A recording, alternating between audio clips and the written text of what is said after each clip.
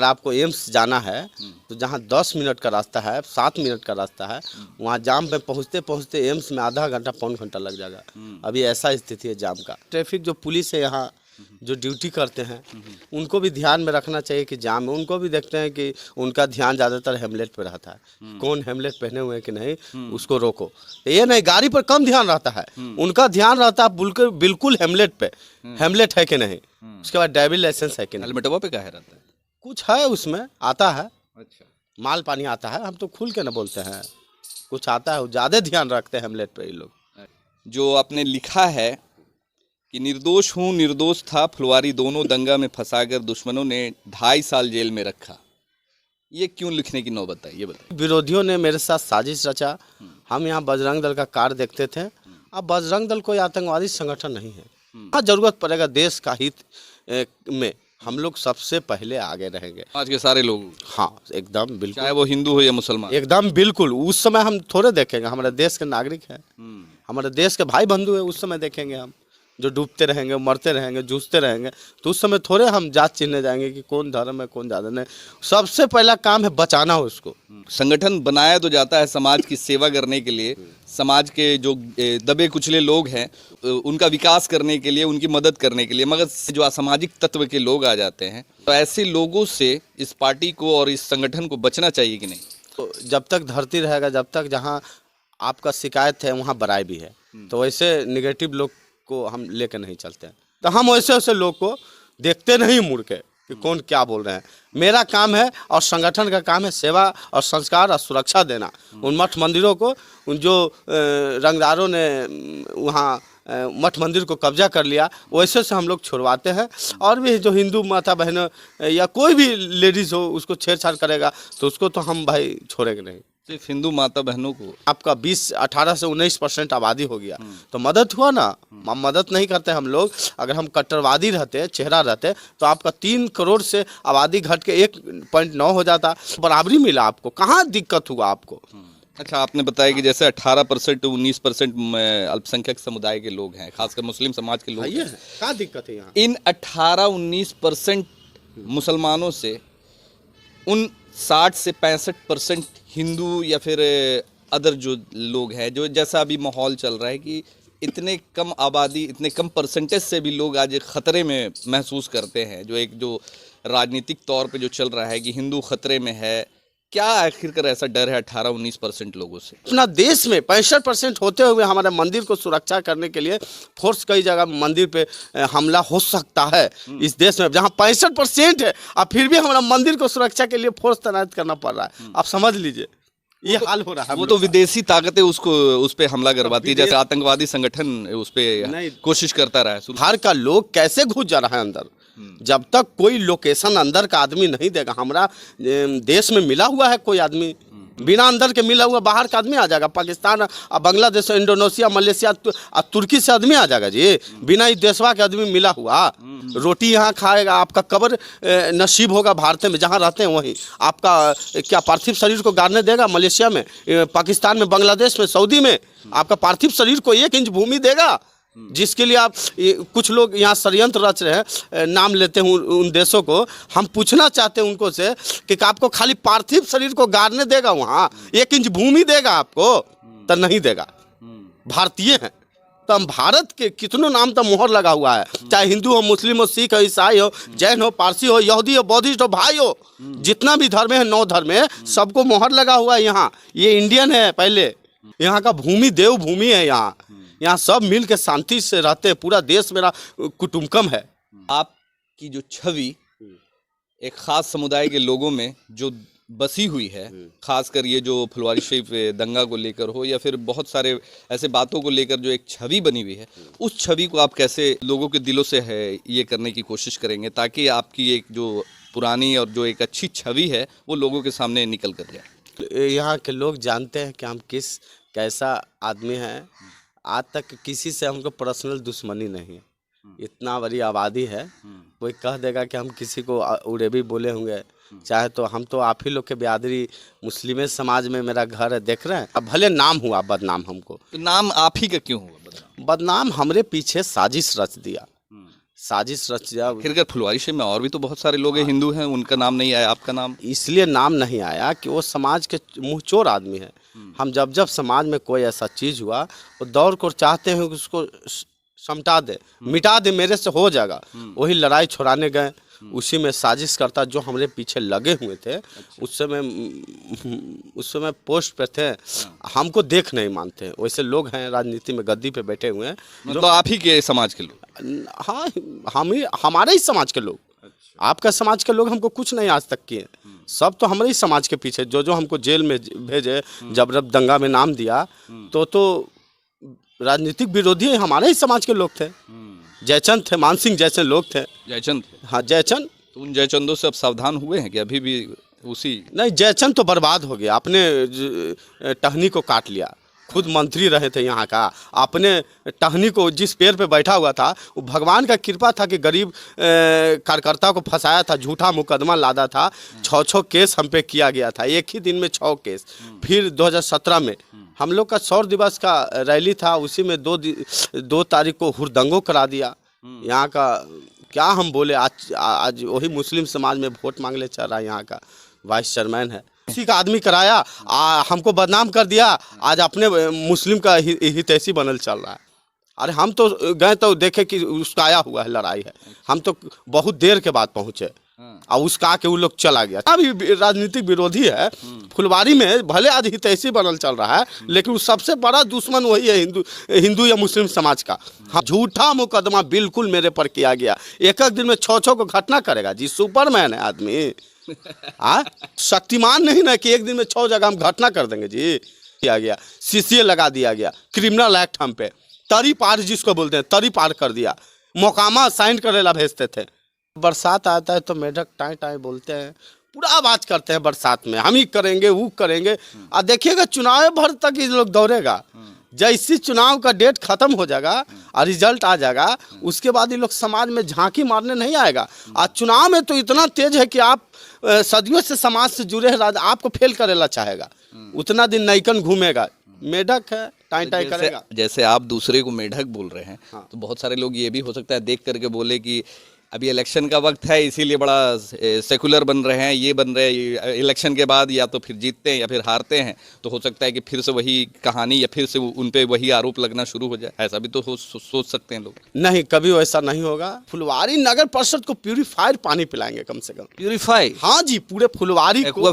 हाँ, पूरे फुलवारी को जो भी एक्वाफी हो। नगर निकाय चुनाव की तारीख अभी तय नहीं हुई है, मगर इतना तो तय है कि अक्टूबर के लास्ट तक नगर निकाय का चुनाव होने जा रहा है। अब फुलवारी शरीफ नगर परिषद में वाइस चेयरमैन और चेयरमैन के काफ़ी सारे उम्मीदवार हैं। वाइस चेयरमैन के कुछ युवा उम्मीदवार, इन्होंने बहुत सारे अपनी योगदान दिया है और फुलवारी के लोगों के लिए भी बहुत सारे कार्य ऐसे किए हैं जो कि समाज में एक मिसाल है। और कुछ लोग काफ़ी चर्चित चेहरे भी हैं, फुलवारी शरीफ के कुछ चर्चित चेहरे जो कि बहुत सारे रीज़न की वजह से चर्चित रहे हैं। उसी चर्चित चेहरे में से एक हमारे साथ में अभी मौजूद हैं, संजीत यादव जी उर्फ जॉन्टी भाई। जॉन्टी भाई, सबसे पहले तो आज गणेश चतुर्थी है, बहुत बहुत शुभकामना हो। शुभकामना गणेश चतुर्थी का। और इसमें भी थोड़ा देर पूजा स्टार्ट होगा, उसमें जा भी रहे हैं हम। अच्छा, जा रहे हैं। चलिए, सबसे पहले ये सवाल हम आपसे करेंगे कि फुलवारी शरीफ नगर परिषद काफ़ी बड़ा क्षेत्र है, आपके पास रोड मैप क्या होगा? आप वाइस चेयरमैन के कैंडिडेट हैं, फुलवारी शरीफ को विकास की ओर कैसे आप आगे ले जाएंगे और फुलवारी शरीफ में कितना विकास हुआ और क्या क्या कुछ होना चाहिए आपके हिसाब से, ये पहले बताइए। देखिए, सबसे पहले नमस्कार, इलेक्ट्रॉनिक मीडिया आप यहाँ पर आए हैं तो सबसे पहले धन्यवाद देना चाहूँगा आप लोग को, क्योंकि देखिए विकास यहाँ जो फुलवारी जो आज शरीफ नाम है, ये पूरा वर्ल्ड में फेमस है नाम, ये पूरे दुनिया जानते हैं इनको। यहाँ पर पाटलिपुत्रा अशोक सम्राट की महारानी आया करते थे, और भी कुछ लोग ऐतिहासिक यहाँ मज़ार है, यहाँ पर खनगाह है मुजबिया में, और भी ऐसा कोई चीज़ है, कुआं है यहाँ पर अशोक जी का। तो बहुत ही अच्छा जगह है यहाँ पर। लेकिन ये फुलवारी शरीफ बगीचा है, दूर से सुनते फुलवारी मतलब बगीचा होता है। कहा जाता है कि अशोक सम्राट इस फुलवारी शरीफ में आया करते थे भ्रमण करने, हाँ, घूमने। उनकी महारानी लोग आया करते थे, कुआं में स्नान करते थे, या उनका गार्डन था ये। इतना सुंदर फुलवारी में आज प्रदूषण से भरा हुआ है। रोड पर चलने लायक इतना जाम लगा हुआ है कि चलने लायक नहीं मिलेगा। क्या प्रायोरिटी रहेगी सबसे पहले अगर आप उप सभापति बनते हैं तो फुलवारी शरीफ को खासकर जो आप देख सकते हैं कि किस तरीके का माहौल होता है, और जब आप सड़कों पे निकलते हैं पटना जाने के लिए जाम की व्यवस्था के बारे में कुछ खास करेंगे फुलवारी शरीफ के ट्रैफिक को लेकर? एकदम जाम इस अभी मुख्य समस्या है फुलवारी का। अगर आपको एम्स जाना है तो जहाँ 10 मिनट का रास्ता है, 7 मिनट का रास्ता है, वहाँ जाम में पहुँचते पहुँचते एम्स में आधा घंटा पौन घंटा लग जाएगा। अभी ऐसा स्थिति है जाम का। तो इसमें जाम में सबसे पहले ट्रैफिक जो पुलिस है यहाँ जो ड्यूटी करते हैं उनको भी ध्यान में रखना चाहिए कि जाम में उनको भी देखते हैं कि उनका ध्यान ज़्यादातर हेमलेट पे रहता है, कौन हेमलेट पहने हुए हैं कि नहीं, उसको रोको।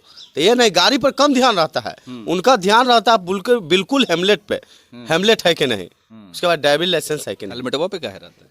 कुछ है उसमें आता है, अच्छा, माल पानी आता है, हम तो खुल के ना बोलते हैं, कुछ आता है, ज़्यादा ध्यान रखते हैं हेमलेट पे ये लोग।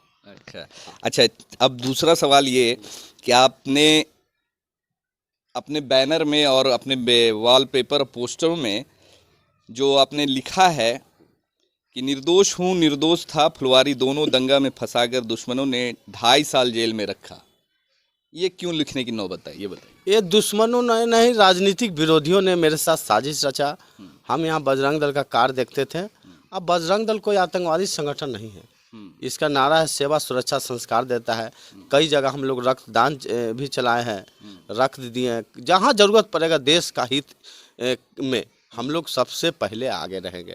चाहे बाढ़ प्रभावित क्षेत्र में, उसमें भी हमारे कार्यकर्ता वही कई जगह सामग्री इकट्ठा करके बाढ़ राहत को दिए हैं। और जब भी वैसा जरूरत पड़ेगा सेना संगठन आगे रहेगा उसके लिए, समाज के सारे लोग। हाँ एकदम बिल्कुल, चाहे वो हिंदू हो या मुसलमान, एकदम बिल्कुल। उस समय हम थोड़े देखेंगे, हमारे देश के नागरिक हैं, हमारे देश के भाई बंधु है, उस समय देखेंगे हम जो डूबते रहेंगे, मरते रहेंगे, जूझते रहेंगे, तो उस समय थोड़े हम जात चिन्हने जाएंगे कि कौन धर्म है कौन ज़्यादा नहीं। सबसे पहला काम है बचाना उसको। जी, ये बताइए कि संगठन बनाया तो जाता है समाज की सेवा करने के लिए, समाज के जो दबे कुचले लोग हैं उनको उनका विकास करने के लिए, उनकी मदद करने के लिए, मगर ऐसे संगठन और कुछ लोग उसमें जो असामाजिक तत्व के लोग आ जाते हैं, ऐसे लोगों से इस पार्टी को और इस संगठन को बचना चाहिए कि नहीं? जैसे ये तो जब तक धरती रहेगा, जब तक जहाँ आपका शिकायत है वहाँ बड़ाई भी है, तो वैसे निगेटिव लोग को हम लेकर नहीं चलते हैं। आप महात्मा गांधी जी को भी देखें कि गोली से मरे, आप ईसा मसीह के भी देखें कि काली कील को ठोक ठोक के मारा गया। मतलब जितना महापुरुष है सबको प्रताड़ित दे के मौत हुआ, बाद में मरला पर ही लोग पूछते हैं। तो शुरू में तो जिंदा रहला पर डॉक्टर हेडक्वार जी को ही बोलते थे कि 5 को लेके संगठन किया हुआ, पूरा देश दुनिया में हमारा संगठन पहुंच गया। तो हम वैसे वैसे लोग को देखते नहीं मुड़ के कि कौन क्या बोल रहे हैं। मेरा काम है और संगठन का काम है सेवा और संस्कार और सुरक्षा देना। उन मठ मंदिरों को, उन जो रंगदारों ने वहाँ मठ मंदिर को कब्जा कर लिया, वैसे से हम लोग छुड़वाते हैं। और भी जो हिंदू माता बहनों या कोई भी लेडीज़ हो उसको छेड़छाड़ करेगा तो उसको तो हम भाई छोड़ेंगे नहीं। सिर्फ हिंदू माता बहनों को या सभी को जो जिसको छेड़छाड़ करेगा, सिखे ईसाई हो पारसी हो, यहाँ मदद हम लोग नहीं करते हैं। मदद नहीं करते हैं तो सन 1947 में आपका 3% की आबादी था यहाँ अल्पसंख्यक आपका मुस्लिम समाज का। आज आपका 18 से 19% आबादी हो गया, तो मदद हुआ ना। मदद नहीं करते हम लोग। अगर हम कट्टरवादी रहते, चेहरा रहते, तो आपका 3 करोड़ से आबादी घट के 1.9 हो जाता। जिस तरह पाकिस्तान में घटा, सन 1947 में 3%, वहाँ 30% हिंदू थे, बौद्ध थे, 2-3-4% सब भाग गए वहाँ से या ख़त्म हो गए। 1.9 पॉइंट हिंदू बचे। बांग्लादेश में 25 पॉइंट हिंदू थे, वहाँ ख़त्म हो गए। तो ऐसा पूछना चाहते हैं कि आखिर ये सब कहाँ चले गए, और यहाँ तो बराबरी मिला आपको, कहाँ दिक्कत हुआ आपको? अच्छा, आपने बताया कि जैसे 18% 19% अल्पसंख्यक समुदाय के लोग हैं, खासकर मुस्लिम समाज के लोग हैं। क्या दिक्कत है यहाँ? इन 18-19% मुसलमानों से उन 60 से 65% हिंदू या फिर अदर जो लोग हैं, जो जैसा अभी माहौल चल रहा है कि इतने कम आबादी, इतने कम परसेंटेज से भी लोग आज एक खतरे में महसूस करते हैं, जो राजनीतिक तौर पे जो चल रहा है कि हिंदू खतरे में है, क्या आखिरकार ऐसा डर है 18-19% लोगों से? देखिए, डर नहीं है, लेकिन आप ये चीज़ कभी अनुभव देखें कि बुरा नहीं मानिएगा जो भी सुन रहे होंगे, किसी भी मस्जिद का जो है हमारे देश में वहाँ पहरेदारी हो रहा है, मतलब सेना रखा हुआ है सुरक्षा के लिए उसको। कितने भी गुरुद्वारे वहाँ पुलिस रखा हुआ है उसके सुरक्षा के लिए, लेकिन अपना देश में 65% होते हुए हमारे मंदिर को सुरक्षा करने के लिए फोर्स कई जगह मंदिर पे हमला हो सकता है इस देश में, जहाँ 65% है, अब फिर भी हमारा मंदिर को सुरक्षा के लिए फोर्स तैनात करना पड़ रहा है। आप समझ लीजिए ये हाल हो रहा है। वो तो विदेशी ताकतें उस पे हमला करवाती है, जैसे आतंकवादी संगठन उस पे कोशिश करता रहा है शुरू से ही। नहीं, आखिर बाहर का लोग कैसे घुस जा रहा है अंदर? जब तक कोई लोकेशन अंदर का आदमी नहीं देगा, हमारा देश में मिला हुआ है कोई आदमी या मिला हुआ तब ना बाहर के आदमी आ जाएगा जी। बिना अंदर के मिला हुआ बाहर का आदमी आ जाएगा। पाकिस्तान, बांग्लादेश, इंडोनेशिया, मलेशिया, तुर्की से आदमी आ जाएगा जी। बिना इस देशवा के आदमी मिला हुआ, तब मिलल है तब ना उसको पनाह दे रहा है। तो इस सबसे पहले तो दोषी ये हुआ जो मिला हुआ है। रोटी यहाँ खाएगा, आपका कब्र नसीब होगा भारत में जहाँ रहते हैं वहीं। आपका क्या पार्थिव शरीर को गाड़ने देगा मलेशिया में, पाकिस्तान में, बांग्लादेश में, सऊदी में? आपका पार्थिव शरीर को 1 इंच भूमि देगा? जिसके लिए आप कुछ लोग यहाँ षड्यंत्र रच रहे हैं, नाम लेते हैं उन देशों को। हम पूछना चाहते हैं उनको से कि आपको खाली पार्थिव शरीर को गाड़ने देगा वहाँ, 1 इंच भूमि देगा आपको? तो नहीं देगा। भारतीय हैं तो हम भारत के कितनों नाम तो मोहर लगा हुआ है, चाहे हिंदू हो, मुस्लिम हो, सिख हो, ईसाई हो, जैन हो, पारसी हो, यहूदी हो, बौद्धिस्ट हो, भाई हो, जितना भी धर्म है, 9 धर्म है, सबको मोहर लगा हुआ है यहाँ। ये इंडियन है पहले जी। यही इंडिया काम देगा, हमारा देश काम देगा, और कोई काम नहीं देगा। इतना भूमि समतल है, कहीं ऊंचा है, कोई गड्ढा है। यहाँ का भूमि देव भूमि है। यहाँ सब मिल के शांति से रहते हैं। पूरा देश मेरा कुटुम्बकम है, सब कहते हैं। देश जितने प्रिय बंधु है, भाई बहन, सबको हम लोग भाई बहन समान रखते हैं। यहाँ जितना भी सब धर्म है, सबको सराहनीय आदर सम्मान देते हैं हम लोग।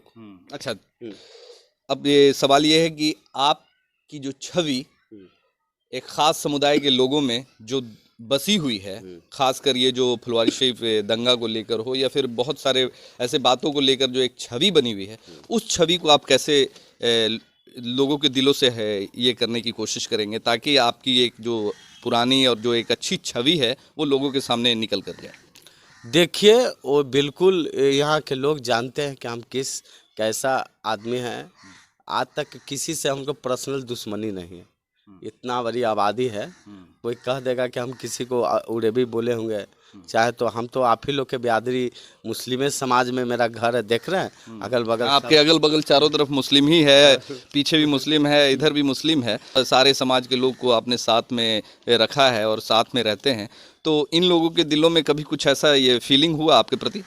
नहीं, फीलिंग कैसे हुआ? हम अकेले ही जाते हैं और आते हैं। कहाँ कोई आपका ही समुदाय, भले नाम हुआ बदनाम हमको। तो नाम आप ही का क्यों हुआ बदनाम? हमरे पीछे साजिश रच दिया, साजिश रच दिया। फिर फुलवारी शरीफ में और भी तो बहुत सारे लोग हैं, हिंदू हैं, उनका नाम नहीं आया, आपका नाम इसलिए नाम नहीं आया कि वो समाज के मुँहचोर आदमी है।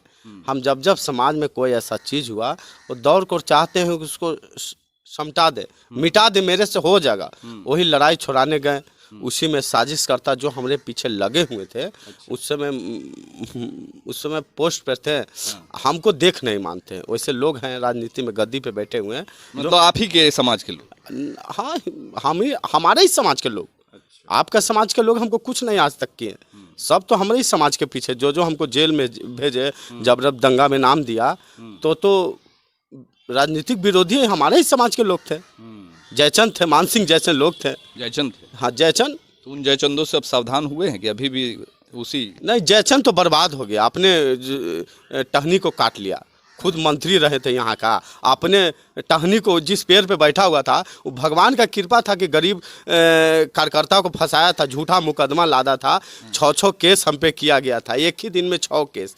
फिर 2017 में हम लोग का 100 दिवस का रैली था, उसी में 2 तारीख को हुड़दंगो करा दिया। यहाँ का क्या हम बोले, आज वही मुस्लिम समाज में वोट मांगने चल रहा है यहाँ का। वाइस चेयरमैन है। एक आदमी कराया, हमको बदनाम कर दिया, आज अपने मुस्लिम का हितैषी बनल चल रहा है। सबसे बड़ा तो दंगाई वो है। अरे हम तो गए तो देखे कि उसका आया हुआ है, लड़ाई है। हम तो बहुत देर के बाद पहुँचे और उसका आके वो लोग चला गया, चादर को घुमा दिया। उसी का आदमी 2017 में जो चादर जा रहा था, हमको तो रैली 6 दिसंबर को था, कहाँ 2 और कहाँ 6, दूर दूर का फासला था। वही लोग चादर के साथ डिस्टर्ब किया कि कैसे रैली ना निकले 6 दिसंबर को। और यही सबका लोग था वहाँ चादर घुमाने में। 2017-19 में भी यही था, एनआरसी में सब वही था। विरोधियों ने एनआरसी के नाम पे लूट गुंडागर्दी कर रोड पर ट्रक से शीशा फोड़ रहा था, तो टेम्पू का शीशा फोड़ते होते मंदिर का गेट कबाड़ने लगा। संगत पेठिया बाजार जाके गेट कबाड़ दिया, मूर्ति तोड़ दिया। यही सब मिला हुआ था। जितना भी राजनीतिक विरोधी है फुलवारी में, भले आज हितैषी बनल चल रहा है, लेकिन सबसे बड़ा दुश्मन वही है हिंदू या मुस्लिम समाज का। हमने आज तक कुछ नहीं किया, हमको केवल ये लोग फंसाया। स्पोर्ट पे गए देखने के लिए, हम नेता है, सामाजिक कार्यकर्ता है, तो हम जमीन से जुड़े हुए हैं। हम अपने समाज को कैसे छोड़ देंगे? जाते हैं वहाँ भी सुने कि मंदिर टूट गया, वहाँ भी देर से पहुँचे। लेकिन ये लोग तब तक दोनों पक्ष को लड़वा चुका था। ये लोग आज मुसलमान का हितैषी करा हितैषी है, वो तो जनता जानता है हितैषी। आज तक एक शब्द किसी को हम नहीं बोले होंगे। यही लोग का देन है कि हम 2.5 साल जेल में रहे और झूठा 14 मुकदमा किया। झूठा मुकदमा बिल्कुल मेरे पर किया गया। एक दिन में 6 को घटना करेगा जी। सुपरमैन है आदमी। सुपरमैन, शक्तिमान नहीं ना कि एक दिन में 6 जगह हम घटना कर देंगे जी। और सीसीएल, उसके बावजूद हमको तंग किया गया, सीसीएल लगा दिया गया, क्रिमिनल एक्ट हम पे, तरी पार जिसको बोलते हैं, तरी पार कर दिया। मोकामा साइन करेला भेजते थे, हफ्ता में 2 रोज मोकामा जाइए साइन कर लिए थाना में। इतना हमको सा टॉर्चर हुआ। अब क्या करने वाले हैं? खैर, जो बात हो गई ख़त्म हो गई। हाँ। और लोग ये जानते भी हैं आपके बारे में, आपकी छवि के बारे में फुलवारी शरीफ के लोग भी जानते हैं, और आपके समाज के और आपके अगल बगल के लोग भी जानते। अब क्या ऐसा खास करने वाले हैं फुलवारी शरीफ के विकास के लिए? फुलवारी शरीफ की जब विकास की बात हो रही है, फुलवारी शरीफ के विकास के लिए और ज़्यादा क्या कुछ करने वाले हैं? क्योंकि बहुत सारे दावेदार खड़े हो रहे हैं और बहुत सारे उप सभापति के कैंडिडेट खड़े हो रहे हैं। कुछ लोग तो ये भी बोल रहे हैं कि नौकरियों दिला देंगे। क्या ये उप सभापति या सभापति के हक में या फिर उनके मतलब अंडर में आता है कि किसी को नौकरी या फिर एम्प्लॉयमेंट, रोजगार देना? नहीं, अरे कुछ नहीं दिलाएंगे ये लोग है चुनावी सभा। जिससे हमें बरसात आता है तो मेढक टाई टाई बोलते हैं, पूरा आवाज करते हैं बरसात में, हम ही करेंगे वो करेंगे। और देखिएगा चुनाव भर तक ये लोग दौड़ेगा। जैसे चुनाव का डेट खत्म हो जाएगा और रिजल्ट आ जाएगा, उसके बाद ये लोग समाज में झांकी मारने नहीं आएगा। आज चुनाव में तो इतना तेज है कि आप सदियों से समाज से जुड़े हैं, आपको फेल करेला चाहेगा। उतना दिन नैकन घूमेगा, मेढक है, टाई टाई करेगा। जैसे आप दूसरे को मेढक बोल रहे हैं, हाँ। तो बहुत सारे लोग ये भी हो सकता है देख करके बोले कि अभी इलेक्शन का वक्त है, इसीलिए बड़ा सेकुलर बन रहे हैं, ये बन रहे हैं। इलेक्शन के बाद या तो फिर जीतते हैं या फिर हारते हैं, तो हो सकता है कि फिर से वही कहानी या फिर से उन पे वही आरोप लगना शुरू हो जाए। ऐसा भी तो सोच सकते हैं लोग। नहीं, कभी वैसा नहीं होगा और ना होने दिया तब हम पहुंचा। भले हो, लेकिन मेरा कोशिश नहीं है। हम शुरू से शांति के व्यक्ति हैं और शांति रहते हैं। यहाँ सबसे पहले हम समस्या देखते हैं, गरीबी जगह है, बहुत ज़्यादा गरीबी है। कुछ तो बहुत अमीर है यहाँ, अरबों की संपत्ति है कुछ लोग के पास, लेकिन कुछ लोग के पास। उन गरीबों के लिए क्या करेंगे जो जिनके पास घर नहीं है, आज भी बेघर घूम रहे हैं? और बहुत सारे ऐसे लोगों को भी घर मिला है जिनके पास घर था और उनको घर मिल गया है। और जो लोग खुददार टाइप के हैं, गरीब हैं, जो उनके पास घर नहीं है, खाने को ठीक से रोजगार की सुविधा नहीं है, वैसे लोगों के लिए क्या करेंगे? वैसे लोग पहले इंदिरा आवास बनाएंगे। जैसे अपार्टमेंट बना है, उससे दिमाग में हम लोग चल रहा है कि यहाँ कम से कम 10 जगह सरकारी ज़मीन देख के अपार्टमेंट बनाया जाएगा और लोकल को दिया जाएगा, चाहे वो किसी जाति किसी कौम से हो, उससे हमको मतलब नहीं है। लेकिन जहाँ बने वहीं का लोकल होना चाहिए, ये ना तो बाहर से कहीं उठा के दे दे, ये अच्छा नहीं है। सबसे पहले हम यहाँ पानी का व्यवस्था करेंगे। पानी का व्यवस्था बहुत ख़राब, थोड़ा सा पानी जो होता है ना तो यहाँ पूरा फुलवारी डूब जाता है। यहाँ सीधे जल निकासी का काम करेंगे कि यहाँ से लेके और जो कई जगह रोक है, नाला को जाम किए हुए है कुछ दबंग लोग। नगर परिषद के द्वारा तो वो अभी पास हो गया, उस पर वर्क भी लगा, लेकिन कुछ दबंग लोग नहीं निकलने दे रहा है नाला। मैं जितने ही नाला को पुनपुन में गिराऊंगा पानी को, जो पुनपुन नदी है वो सब सर्वे में कर लिया हूँ। जितना फुलवारी का पानी है, तो पुनपुन में कैसे? पुनपुन तो काफी ऊंचा है और फुलवारी काफी डाउन है। जैसे पुनपुन नदी में ही स्रोत करके कैसो अंदर से जो और नाला बना हुआ है पुनपुन तक, जो आहरा बना हुआ है, केवल वहाँ गड्ढा करा दिया जाएगा नदी का अंदर स्रोत तक, और निचले स्तर पर पानी डायरेक्ट पुनपुन नदी में गिरेगा। यही हम दिमाग लगाए ना, तो कई 200 बीघा जमीन 300 बीघा डूबा हुआ है पानी में। वहाँ को मिल बनता है, मतलब बिल्डिंग बनता, कोई रहने सहने के लिए बहुत सारा बाजार लगते हैं, और 200-300 बीघा ज़मीन डूबा हुआ है पानी के वजह से। 2 दिन पानी पड़ जाएगा, 1 दिन पानी पड़ जाएगा तो मछली मारने लायक पानी हो जाएगा, आप मछली मार सकते हैं। ये बताइए कि फुलवारी शरीफ में आपके नज़र में अब तक जितना विकास हुआ है, सड़कें बनी, नली बनी, गली बनी, इससे कितने संतुष्ट है और क्या कुछ और इसमें डेवलपमेंट होना चाहिए? अरे नली कहाँ बना, नली जो बनना चाहिए था हर जगह नली है 8 फीट, कहीं 12 फीट नली है, ठीक है, मजबूत गड्ढा ना रहना चाहिए था, लेकिन यहाँ तो सीधे छल किया है, सीधे छलबाजी हुआ है, नाला में घोटाला हुआ है जिसको बोलते हैं। जैसे तैसे नाला बना दिया, 2 फीट कहीं 3 फीट, और गड्ढा कम है, रोड ऊंचा है और नाला नीचा है। ये तो नहीं, रोड नीचे नाला ऊपर है, तो नाला का पानी तो रोड पे ही नहीं चला जाएगा। नाली नीचे ना रखना चाहिए था और रोड ऊपर रहना चाहिए था, लेकिन यहाँ वो मतलब नहीं था, यहाँ घोटाला हुआ है।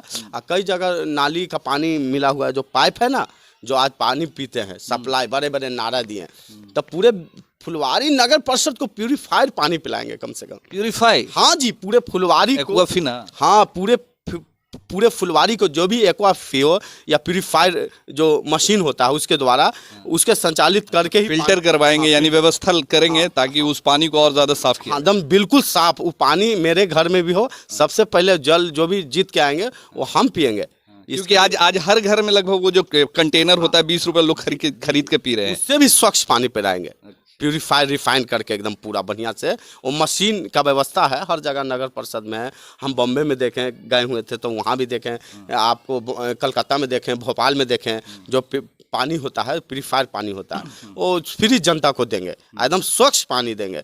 दूसरा तीसरा काम हो गया है, लोन का व्यवस्था करेंगे, उन बैंक के मैनेजरों को दबाव डालेंगे। बैंक ऑफ बड़ौदा है, स्टेट बैंक ऑफ इंडिया है, पंजाब नेशनल बैंक है, बड़े बड़े बैंक के मैनेजर यहाँ है। हजारों हजार करोड़ रुपया माननीय प्रधानमंत्री जी के द्वारा लोन पास करने के लिए योजना आया हुआ है, लेकिन दे नहीं रहे पैसा। न चेयरमैन पास करवा रहे हैं, न उप चेयरमैन की ताकत लगा रहे हैं। वहाँ तो हिम्मत से बोलना चाहिए था कि जनता का पैसा है, रोजगार करने के लिए 5 से 10 लाख रुपया दीजिए, पढ़ने के लिए दीजिए। जो छोटे छोटे उद्योग करना चाहते हैं, जिनको उम्मीद नहीं है, उम्मीद खत्म हो गया, उनको 10 को गायें दे दीजिए, वही दूध के पालन करेंगे, टिकुली का फैक्ट्री लगाएंगे, चाहे तो जो भी कहो छोटा मोटा रोजगार जो महिलाओं के लिए, महिला हो पुरुष हो, उद्योग धंधे लगाएंगे, मोमबत्ती बनाएंगे या बहुत सारा अगरबत्ती बनाएंगे या खिलौना बनाएंगे। तो उनको पूंजी दिए हुए हैं नरेंद्र मोदी जी, माननीय प्रधानमंत्री रोज ऐलान कर रहे हैं कि योजना है हजारों हजार करोड़, और तुम निकाल के दो ना उसको गरीबों को, तो कहता है कि भाग जाएगा। हम पूछने गए कि लोन क्यों नहीं पास कराते हैं, मैनेजर को हम जीतेंगे तो दबाव देंगे, और नहीं पास कराएगा तो सीधे मैनेजर को बोल देंगे कि बोरिया बिस्तारा बांधो और यहाँ से भागो। लोन देना होगा इस बार, अगर हम जीत के आएंगे तो उन गरीब गुरबों को, छात्र नौजवानों को, चाहे वो कोई जात कौम में हो, सबसे पहले उसको पैसा देंगे और रोजगार कराने के लिए। एक खास और अंतिम सवाल, छात्र नौजवानों की बात की आपने, तो यहाँ के बहुत सारे गरीब बच्चे, चाहे वो किसी भी समाज के हो, SC हो, ST हो, जनरल हो, चाहे वो हिंदू मुसलमान, बहुत सारे गरीब बच्चे ऐसे जो हैं कि IIT की तैयारी करना चाहते हैं, इंजीनियरिंग की तैयारी करना चाहते हैं, मैट्रिक के बाद, इंटर के बाद से उनके पास पैसा नहीं है, प्राइवेट संस्थान मोटा रकम मांगता है। उन बच्चों के लिए फुलवारी शरीफ में अभी तक ना एक कॉलेज है, ना एक बढ़िया इंस्टीट्यूट है जहां सरकार के तरफ से वैसी प्राइवेट की तरह व्यवस्था मिल सके। वैसे बच्चों के लिए आप क्या करेंगे अपने स्तर से, अगर आप जीतते हैं तो, उन गरीब बच्चों के लिए जो आगे की पढ़ाई करना चाहते हैं, बढ़िया पढ़ाई? देखिए, ये मेरे दिमाग में घूमा है, क्योंकि हम भी तो बच्चा को पढ़ाते हैं ना, कभी मिसलेनियस के नाम से। यहाँ तो लूट हो रहा है शिक्षा के नाम पे, जितने भी नए नए स्कूल के प्रोफेसर है, प्रिंसिपल है, लूट मचा हुआ है। हाँ, वैसे लोग पर नकेल कसना है। एक बार मीटिंग करेंगे जीतने के बाद, जितने स्कूल है प्राइवेट, सबके डायरेक्टर और प्रिंसिपल से मीटिंग करेंगे कि जो तुम्हारा फीस आपका है वो बिल्कुल न्यूनतम रखना होगा, नहीं तो हल्ला बोल रैली होगा। ताला हल्ला बोल रहे हैं, विरोध करेंगे। बच्चों को मिसलेनियस के नाम से गार्जियन को ठगा जा रहा है यहाँ। बहुत सारा प्रिंसिपल कभी ई चार्ज कभी वो चार्ज, उससे कोरोना काल में भी बंदी के दौरान फीस उसमें भी फीस वसूला गया है। मनमानी चल रहा है यहाँ पे, यही नहीं पूरे सब जगह मनमानी चल रहा है। पूरे भारत में ही ये पूरा, अब भारत में तो हम नहीं जानते क्या किसका सरकार किसका व्यवस्था है, लेकिन हम जहाँ देख रहे हैं वहाँ का स्थिति बहुत भयभीत है। हम ही पैसा दे के आते हैं, 10-20 हज़ार जमा करते हैं और दूसरे रोज के बाद सुनते हैं कि फिर 18,000 का बिल आया था। घरे वाइफ बोलती है, हमको तो दिमाग ही खराब हो जाता है। कितना फीस कैसे सब, कभी कोई चार्ज जोड़ दे रहा है, कभी कोई चार्ज। हम लोग तो ये नहीं जानता है कि गार्जियन कहाँ से पैसा लाएगा। जितने भी बंद, यहाँ तो कोई काम धंधा नहीं है, सब कल कारखाने बंद है, उद्योग धंधे बंद है सब। यहाँ कोई काम है, केवल खेती है, दलाली कीजिए, ज़मीन का खरीद बिक्री, वही हमको लगता है वो काम बचल है यहाँ। आप अभी फिलहाल में तो क्या कर रहे हैं? आप भी तो जमीन का ही काम, मजबूरी में वही काम करना पड़ा है, यहाँ कोई काम ही नहीं है। तो उपसभापति बनने के बाद क्या काम करना है? वही जमीन वाला? हाँ, तो हम तो जमीन का काम खानदानी काम है। वो नहीं, खानदानी नहीं। आखिर खर्च कैसे आएगा, आपके पॉकेट खर्चा कैसे आएगा? कोई काम करना नहीं आएगा तो फिर इधर उधर से चलिए ठीक है। हाँ। तो हमारे साथ में भाई संजीत यादव थे, उर्फ जॉन्टी भाई, जिन्होंने बहुत ही बेबाकी से सारे सवालों का जवाब दिया है। और जब भी इनसे कोई सवाल अगर किया जाए, खासकर किसी भी मुद्दे पे, ये बड़ी बाखूबी से देते हैं। और इन्होंने जैसा बताया कि फुलवारी शरीफ में अगर ये उपसभापति के कैंडिडेट बनते हैं और अगर जीतते हैं, जीत कर आते हैं, तो फुलवारी शरीफ में विकास को और भी ज़्यादा डेवलप करेंगे, खासकर शिक्षा, स्वास्थ्य और सुरक्षा के क्षेत्र में, और सारे समाज को लेके चलने की कोशिश जो इनकी शुरू से है और जैसे ही बता रहे थे और आगे भी रहेगी, चाहे वो समाज के किसी भी तबके से आए लोग हो।